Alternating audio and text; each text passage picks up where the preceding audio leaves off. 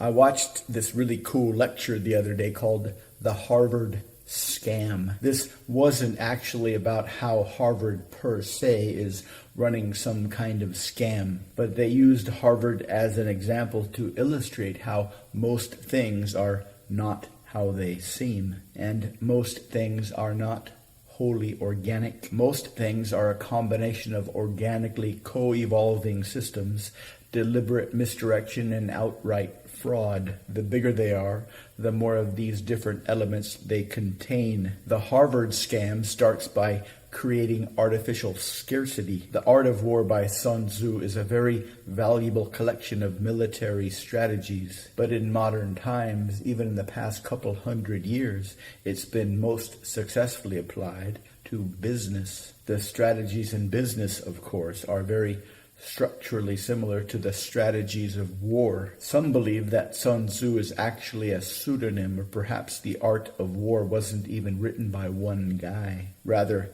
this is just a collection of very powerful ideas put together over many previous centuries. I have a friend that I've known for a few years. When we first met, his kids were just about out of high school and getting ready to go to college. Once I was over at his house for dinner, and he and his wife told me his origin story. They met while in college, and at the time he had big dreams. He wanted to do great things, but more importantly, he wanted to learn about great things. His great passion in life was to be able to learn as much as possible, and his then girlfriend, his now wife, supported that idea. In fact, this was the main reason she was so attracted to him, because he had this deep desire to keep learning. But then they got married shortly after college and had a kid shortly thereafter. He got a job and gave up his dream until she reminded him of it almost a decade later. I went to this really crazy business seminar a few years ago. I don't even remember how I heard about this. I just remember that it was in this hotel downtown. Not the nicest hotel. They didn't even have their own parking. I had to park in a city lot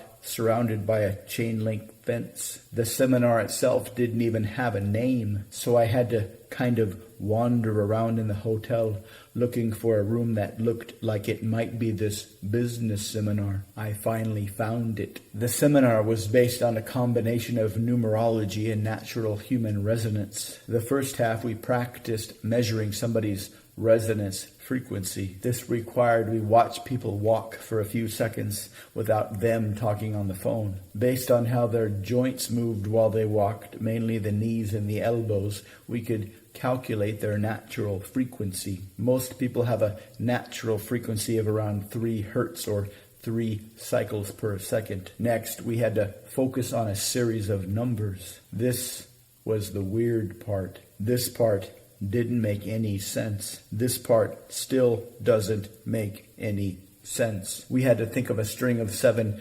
predetermined numbers, each number between 1 and 99, that matched as closely as possible with their natural frequency. During the entire seminar, this guy only gave us 3 sets of 7 numbers, but each set of 7 numbers did something very, very specific. First, you measured their frequency. Then you focused on them while thinking of those numbers in order in the same frequency as theirs. An internal focus, external measuring, resonance strategy. Once your internal number focus frequency matched up with their external mind-body system frequency, you would feel this click, a very strong sense of control over the other person. The first set of numbers made them stop dead in their tracks, confused until we released them. The second set of numbers made them suddenly stop and reverse directions. They would reverse directions every time we matched their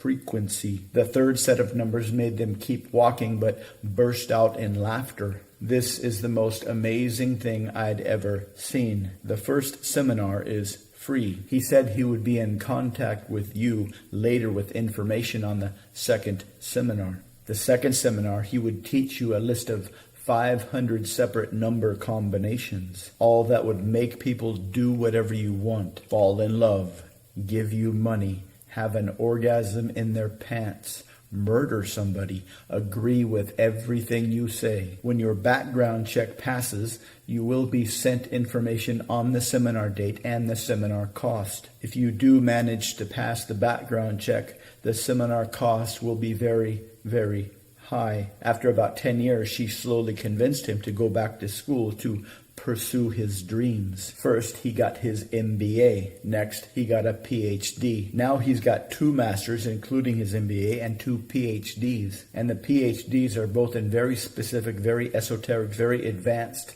kinds of science. Some say that the clever application of Sun Tzu by the British Empire helped them to maintain global domination over the seas. The situation where the sun never set on the British Empire was largely due to the application of the principles in the art of war. Every British officer in the Royal Navy had to master the principles described in the art of war. They create artificial scarcity by sending out massive amounts of advertisements for their school. They send representatives to high schools around the world. The whole idea is to get tens of thousands, hopefully hundreds of thousands, to apply to Harvard every year. The more people that apply, the more their false scarcity system works. They can only accept about 2,000 students per year. So if they can convince 100,000 students to apply, that means they must reject 98% of the people or only accept 2%. This makes just the idea of getting into Harvard very valuable, very sought after. The first thing this does is allows them to charge a lot for admission, but this deliberate deception runs much, much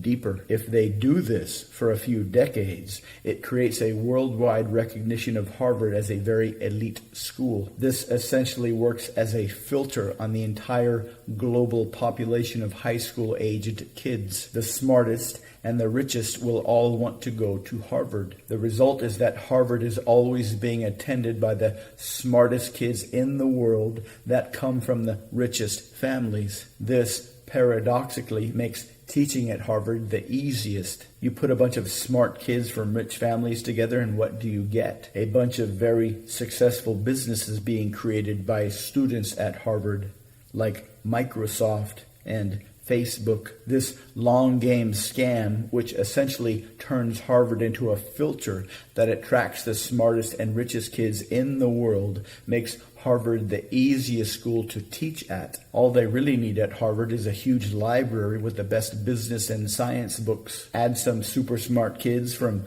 super rich families that have access to massive startup capital, and you get a bunch of businesses being created. No teaching required. An even better con is that it's commonly believed that professors of anything at Harvard are some kind of super geniuses, which means they can write any mainstream book about any general topic, and because they are Harvard professors, their books will be guaranteed bestsellers. They are assumed, since they are professors at Harvard, that they are the smartest professors on the planet, when in reality they probably have the easiest jobs on the planet, since they are teaching the smartest, the richest, the most motivated kids on the planet. According to this guy, everything is like this. All large organizations are like this. Organic cons, long game deceptions, and outright fraud. That is how our society runs. Nothing is what it seems.